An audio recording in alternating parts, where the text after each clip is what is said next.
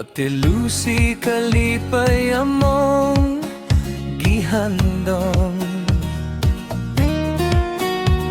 Mayong panglawas ug panalangin, kanunay unta nimong maangkon.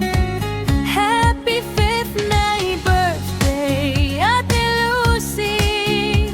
Malipayong adlaw karon. Daghang gugma o kalampusan sa tibok mong katuigan. Happy birthday, Ate Lucy. Malipayong kaunta perme. Daghang salamat sa imo